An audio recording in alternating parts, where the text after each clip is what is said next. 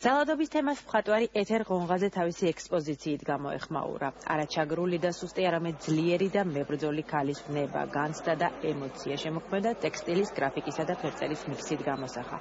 გამოფენა 27 იანვარს პარლამენტის ეროვნული ბიბლიოთეკის დარბაზში გაიხსნა და მისი დათვალიერება 2 თებერვლამდე იქნება შესაძლებელი.